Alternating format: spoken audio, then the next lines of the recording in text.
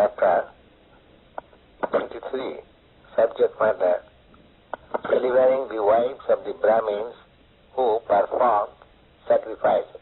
That's why the cowherd's boys began to say, "My dear Kṛṣṇa, my dear Balarāma, you are both all powerful and you can kill so many demons. But today we are very much afflicted with hunger and it is disturbing us. Please therefore arrange for something by which we can mitigate our hunger." That's why in this way, when Lord Kṛṣṇa and Balarāma were requested by their cowherd's boy's friend, he immediately became compassionate on the wives of the Brahmins who were performing sacrifices.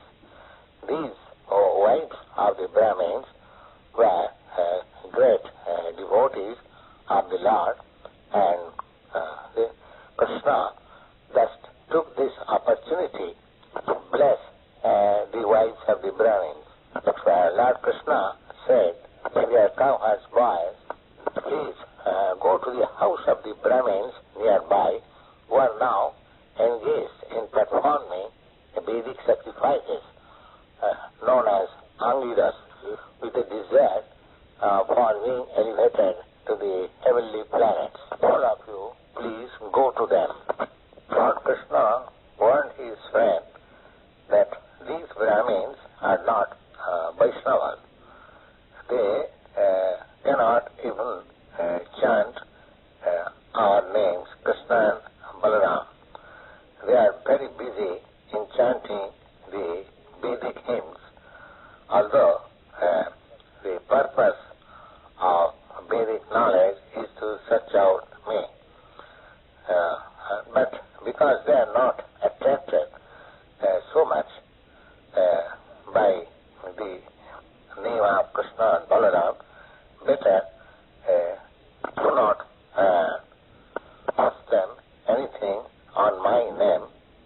Better you ask them for some charity in the name of Balarāma.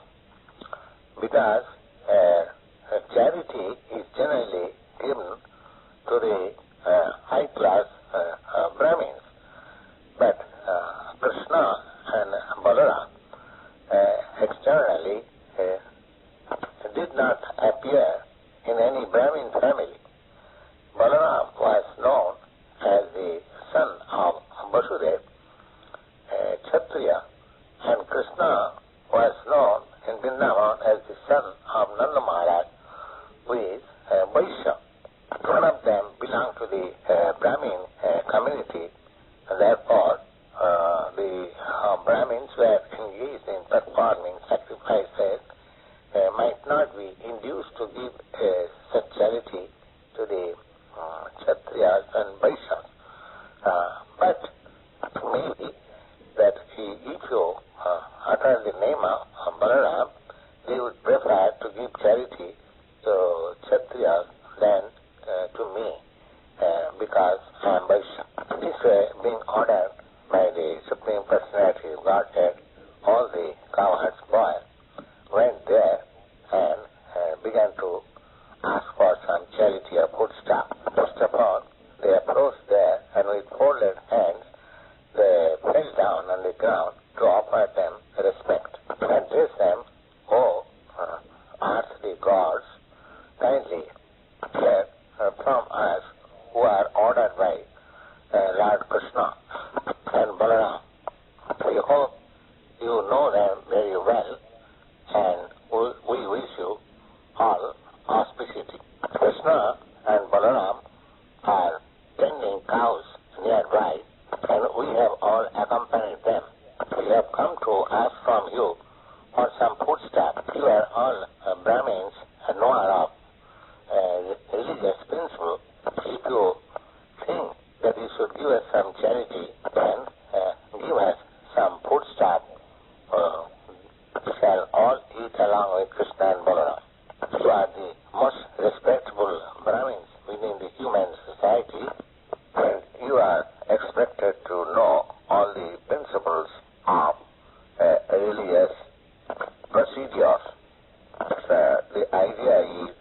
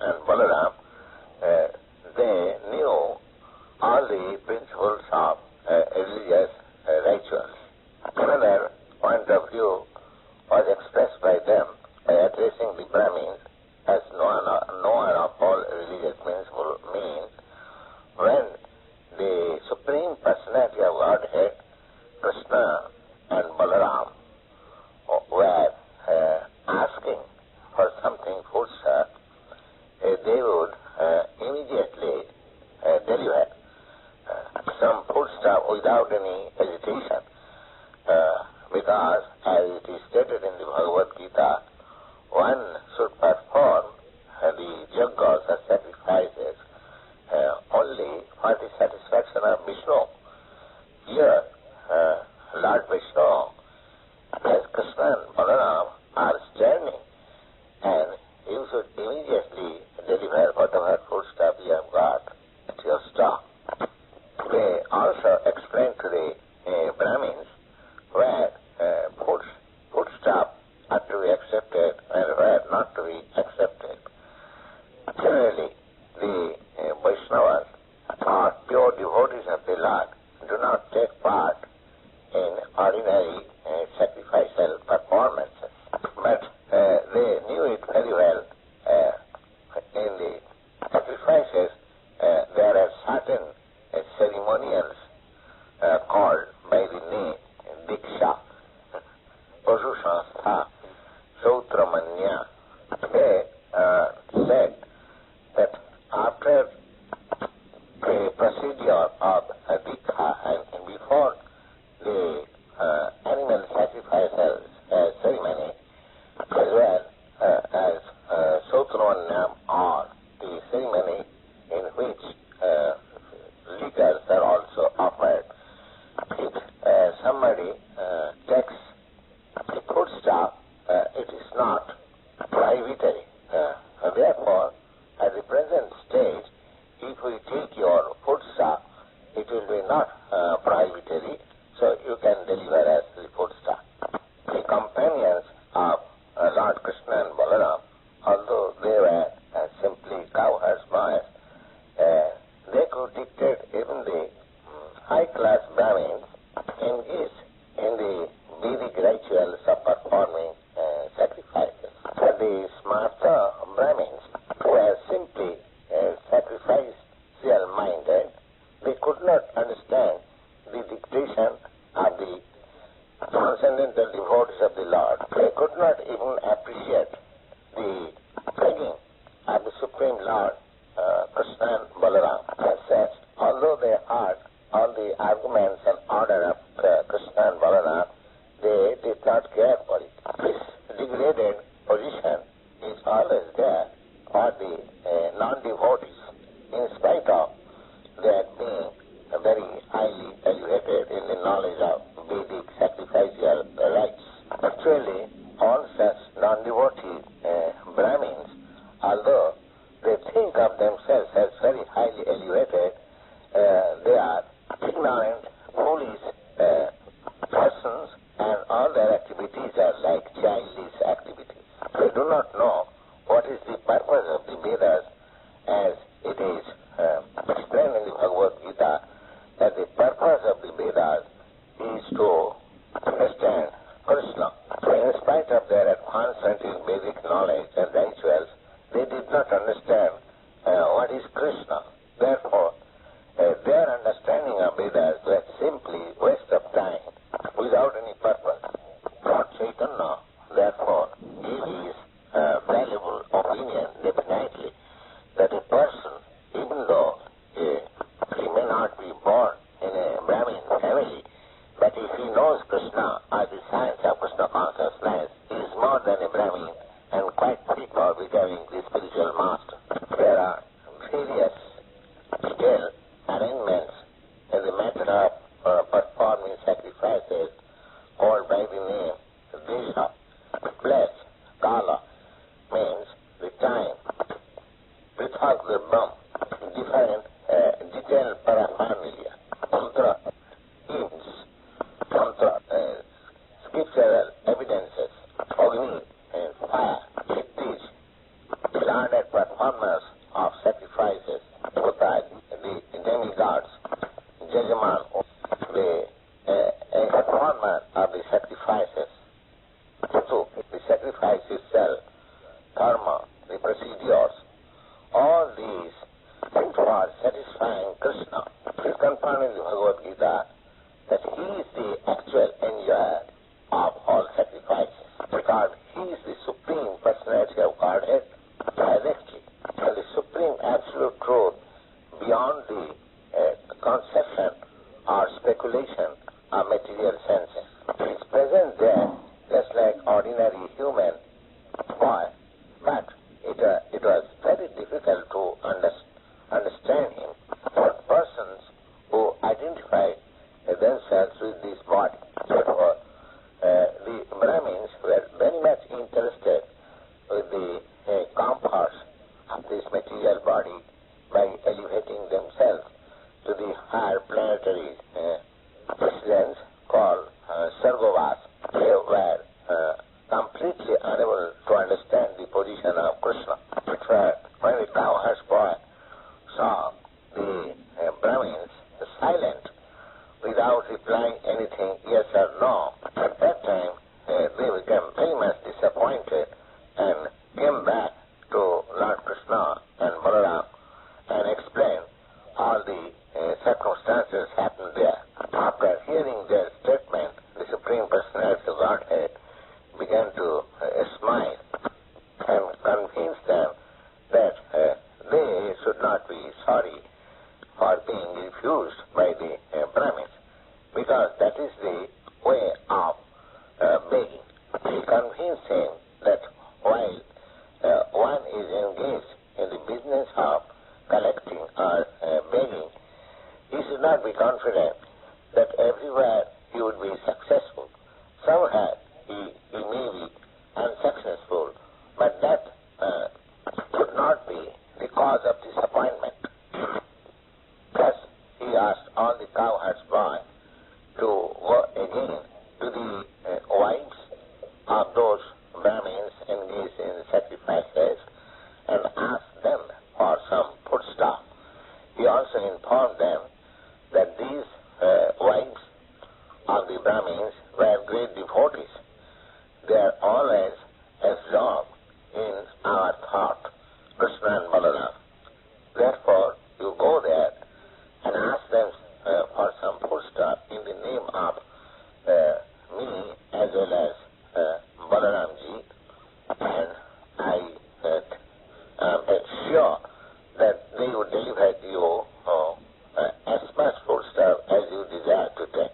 However, therefore, carrying the order of Kṛṣṇa, immediately went to the wives of the Brahmins inside the house where they were sitting very beautifully decorated with ornaments, and after offering them all respectful obeisances, the cowherd boy began to say as follows: "My dear mother, the wives of the Brahmins, please accept our humble obeisances and hear our statement. We may inform you that Lord Kṛṣṇa and Balarāma are just nearby. They have come here for tending the cows. And you may know also that we have come here under his instructions. This time, all of us are very hungry. Therefore, we have come to you for getting some foodstuff. Please, therefore, give us some foodstuff for eating, both for Kṛṣṇa, Balarāma, and ourselves." Wives of the Brahmins, because they are always very much anxious to see Kṛṣṇa and Balarāma, immediately after hearing the statement of the cowherd boy, become very much anxious and respectful for Kṛṣṇa and Balarāma.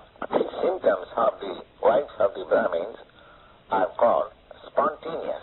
They were not to be convinced about the importance of Kṛṣṇa and Balarāma, but immediately after hearing their names and presence, they become very much anxious to see them on account of their previously being advanced by thinking of Kṛṣṇa constantly, or by performing the greatest form of mystic meditation. After these, all the wives of the Brahmins became very busily engaged in filling up different pots with nice foodstuff.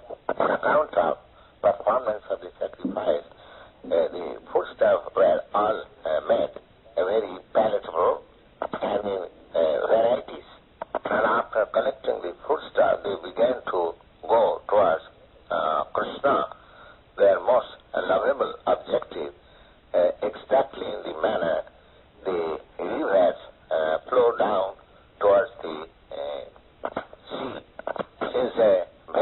long time they are anxious to see Krishna, but at this time, when they were going out of home to Krishna, all their husbands, fathers, sons, relatives asked them not to go in that way, but they did not care for them. A devotee, when he is called by the attraction of Krishna, does not care for anyone materially related with this body. And what to speak of the wives of the Brahmins, who were since a very, very long time attracted to Krishna, Supreme Personality of Godhead, and who is prayed by the Vedic hymns by learned devotees. This way, the woman entered the forest of Vrindavan on the bank of Jamuna, where every place was decorated with green vegetation and newly grown twigs and flowers, and they saw within that forest Kṛṣṇa and Balarāma engaged in tending the cows along with their very affectionate friends, the cowherd's boys. Next, the Brahmin's wife, after entering the forest, they saw Kṛṣṇa in blackish hue of complexion. He was putting on a garment which was glittering like gold, and he had a nice garland of forest flowers with a peacock feather on his head. He was also painted with the minerals available in Vrindavan and exactly looking like a dancing actor on theatrical stage. They saw him that he was keeping one hand on the shoulder of his friend, and in other hand he was wielding a lotus flower. It was decorated on both the ears with lily flower, and on his forehead there are marks of tilak, and on the face he was decorated with nice smiling. Thus the wives of the Brahmins saw the Supreme Personality of Godhead Krishna directly with their eyes, of whom they heard so much through their ears, and who was so much dear to them, and in whom their mind was always absorbed. In other words, what they previously heard about Krishna and his beauty, they saw him eye to eye, face to face. And as soon as they saw Krishna in that way, immediately Krishna entered within their heart through the eyes, and they began to embrace Krishna to their heart's content, so that the distress of separation was mitigated immediately, exactly like great sages, by their advancement of knowledge, merged into the existence of the Supreme. At that time, Lord Kṛṣṇa, who is the super soul living in everyone's heart, could understand their mind that they had come to him, neglecting all restriction of their relatives, fathers, husbands, brothers, all duties of household affairs, in order to see him who was their life and soul. Lord Kṛṣṇa could understand their feelings because it was exactly corroborating his instruction in the Bhagavad Gita. In the Bhagavad Gita, he has instructed that one should surrender to him, giving up all different varieties of occupational and religious duties. So the wives of the Brahmins had actually carried the instruction of Bhagavad Gita in total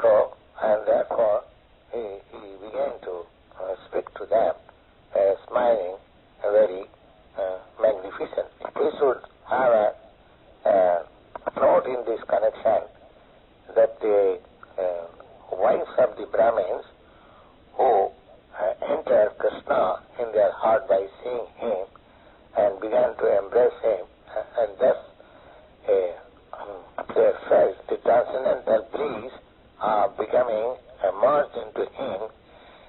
Does not mean that Supreme Lord Kṛṣṇa lost his existence, or the individual wife of the Brahmin lost his existence.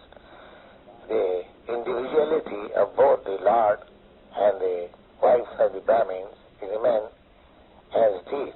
Still, they felt oneness in existence. When a lover submits to his lover without any pinch of personal consideration, that is called oneness.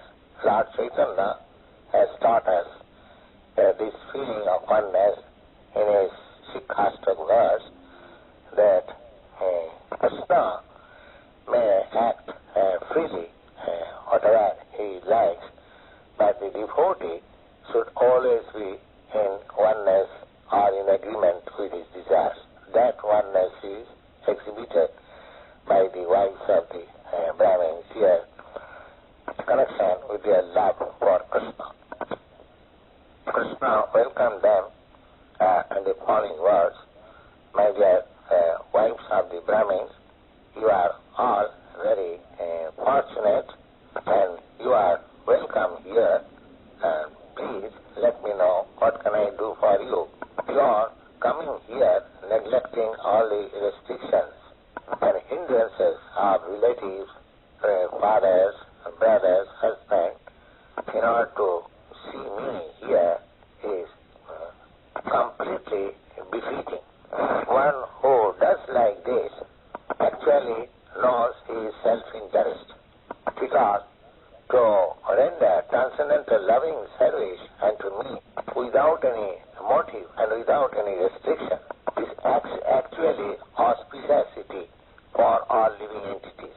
Lord Kṛṣṇa confirmed herewith that the highest perfectional stage of conditioned soul is to surrender unto him, giving up all other responsibilities. This complete surrender unto the Supreme Personality of Godhead is the most auspicious act of the conditioned soul, because the Supreme Lord is the supreme objective of love. Everyone is loving his self according to the advancement of his knowledge. Ultimately, when one comes to the understanding that his self means his spirit soul, and the spirit soul is nothing but part and parcel of the Supreme Lord, therefore, Supreme Lord is the ultimate goal of love, and thus surrenders unto him. This act is considered as auspicious for the conditioned soul. Our life, property, home, wife, children, house, country, society, and all paraphernalia which are very, very dear to us are but expansion of the Supreme Personality of Godhead. The Supreme Personality of Godhead is the central object of love, because he himself all bliss, expanding himself in so many ways according to our different types of situation, namely bodily, mental, or spiritual. So, my dear, the wives of the Brahmins, you can now return to your home and engage yourself in the sacrificial activities and be engaged in the service of your husbands and household affairs, so that your husbands will be pleased upon you, and the sacrifice which they have begun will be properly executed. After all, your husbands are householders, and without your help, how they can execute their prescribed duties? The wives of the Brahmins replied in this connection, addressing Kṛṣṇa, "Dear Lord, this sort of instruction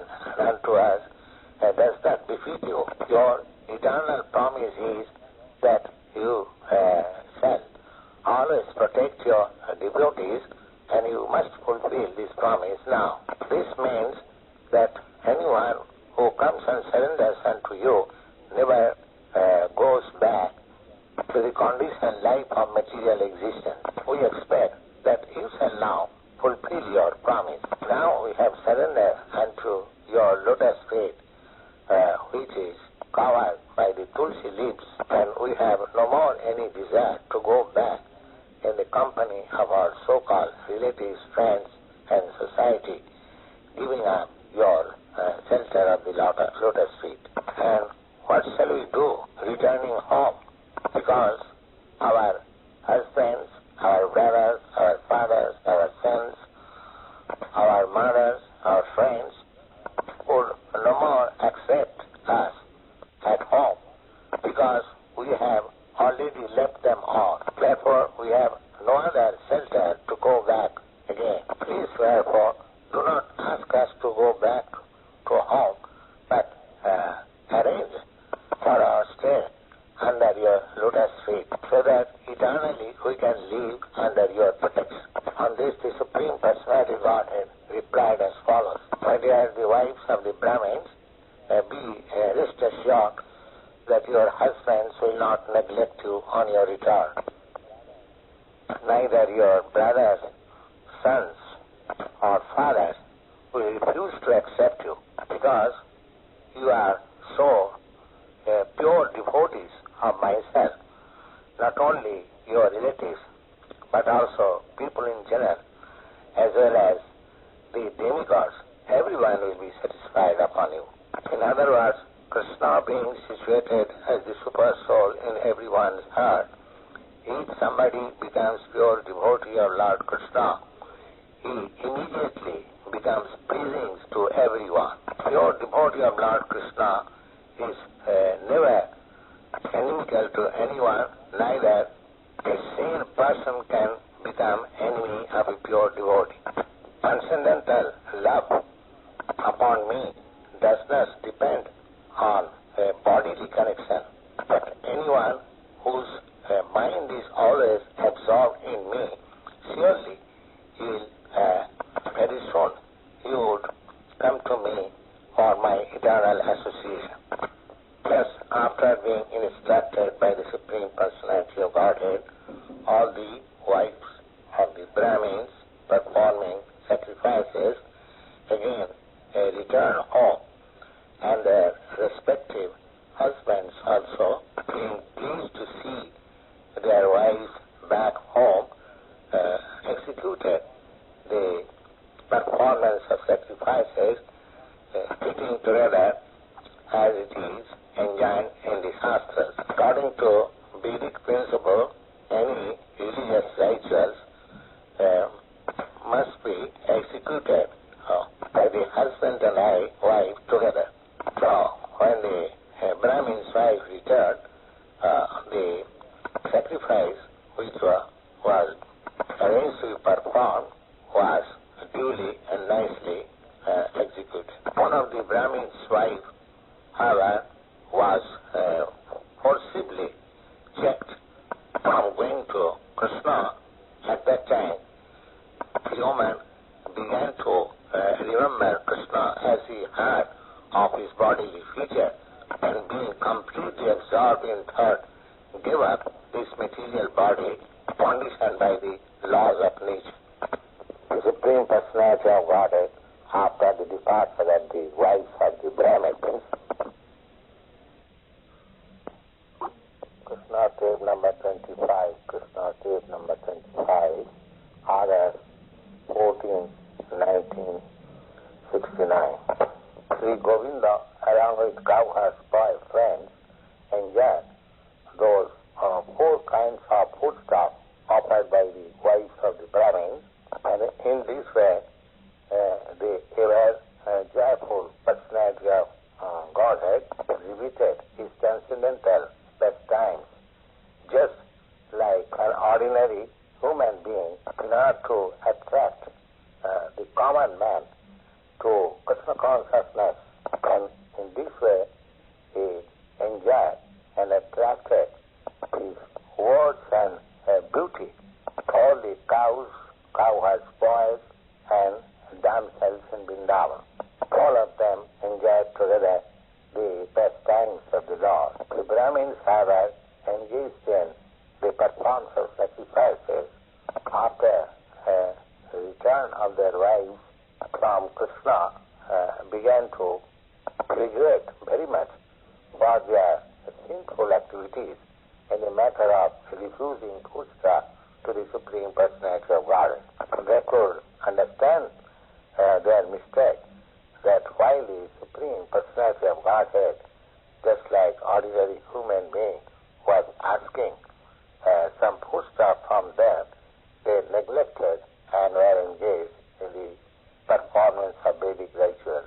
Thus they began to condemn themselves after seeing the faith and devotion of their respective wives. They regretted very much that while their wives were so much elevated to the platform of pure devotional service, they could not understand even a little bit of it, how to love and offer transcendental loving service to the Supreme Soul.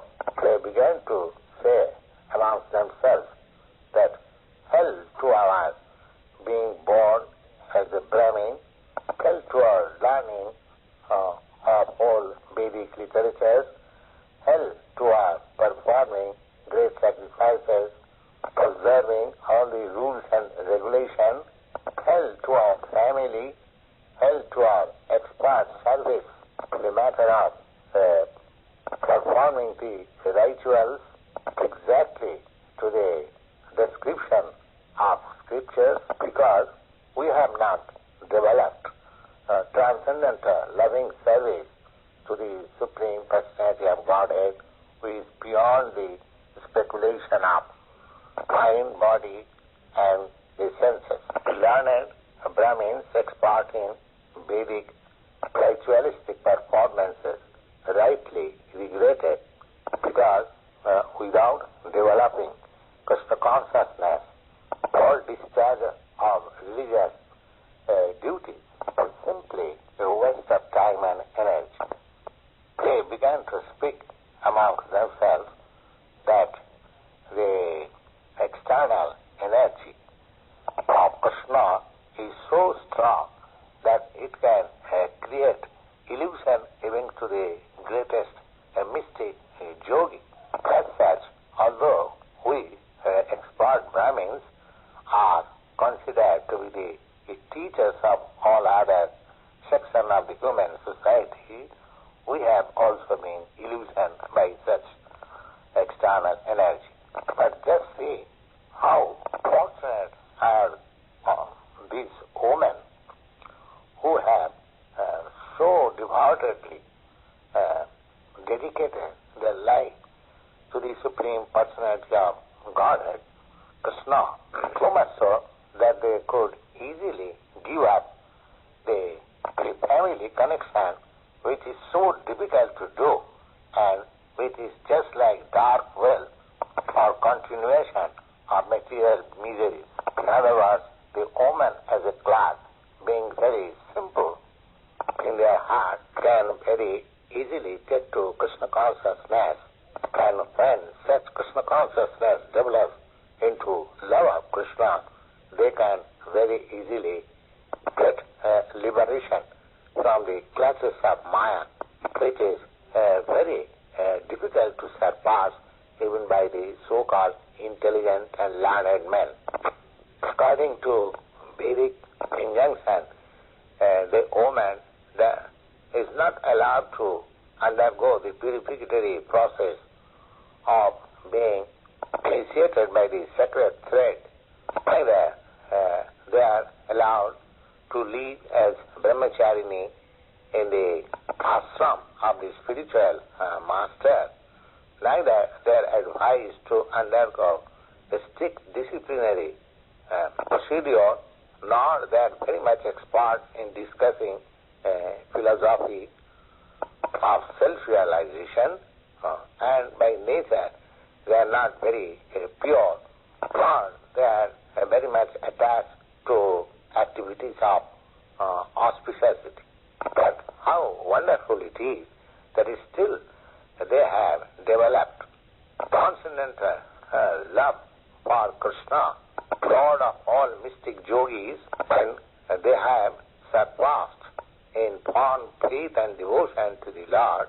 All of us, although we are considered to be past in all purificatory processes, being too much attached to materialistic way of life, we did not know actually what is the goal of our interest. And even though we were reminded by the cowherd's boy, Lord Kṛṣṇa and Balarāma, oh, he did not take care of them. We therefore think that it was simply a trick of mercy upon us by the Supreme Personality of Godhead by sending his cowherd boy's friends to ask a foodstuff from us. Otherwise, he had no necessity of sending the cowherd boys to us. He could satisfy their hunger then and there by willing to do so. If somebody denies Krishna's self-sufficiency because he was tending cows for livelihood, or somebody doubts about his not being in necessity of the foodstuff, he was actually hungry, and therefore he sent his cowherds for friends to ask for the foodstuff. Because person must understand that the goddess of fortune is always engaged in his service in order to eradicate faulty habit of restlessness. Vedic literatures like Brahma Samhita, it is stated that Krishna is served in his abode not only by one goddess of fortune, but many, many thousands of goddess of fortune with great respect. Therefore, it is simply illusion for the common categorical men to understand that Krishna begged foodstuff from the Brahmins. It was actually a trick for showing them the mercy of accepting them in a pure devotional service instead of being engaged in ritualistic ceremonies of Vedic injunctions. Vedic ceremonial paraphernalia like a suitable place, suitable time, different grades of articles for performing such ritualistic ceremonies, the Vedic hymns process the priest who is able to perform such sacrifices, and the fire and the demigods and the performer of such sacrifice and the religiostic principles, all are meant for understanding Krishna. And Krishna is the Supreme Personality of Godhead directly. He is the Supreme Lord Vishnu and the Lord of all mystic yogis. Because he has appeared in the dynasty of the Jodhus, we are so full that we could not understand him, that he is the Supreme Personality of Godhead. But on the other hand, we are very much proud because we have such exalted wives who develop such pure transcendental loving service for the Lord without being second by our rigid opposition. Let us therefore offer our respectful obeisances unto the lotus feet of Lord Kṛṣṇa, under whose illusion only we are so much absorbed in the fruitive activities under the spell of Maya.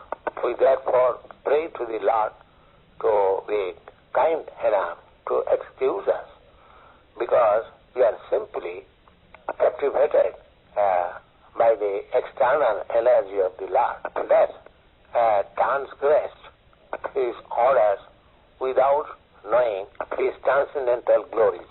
This way, the Brahmins began to repent for their sinful activities on account of disobeying the orders of Krishna, and they wanted to go personally, offer their obeisances unto him, but being afraid of Kamsa, they could not go to Krishna and surrender unto him. Otherwise, it is very difficult for one to surrender fully unto the personality of Godhead without being purified by devotional service. Examples of the learned Brahmins and their wives are vivid in this connection. The wives of the Brahmins, because they were enthused by pure devotional service, they did not care any kind of opposition and immediately went to Krishna.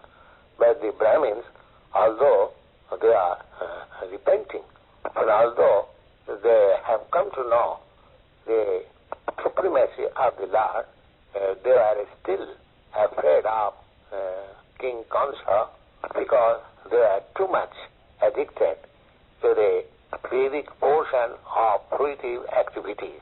Next verse thus ends the Bhakti-Vedanta purport of the 23rd chapter, Kṛṣṇa, in the matter of delivering the wives of the Brahmins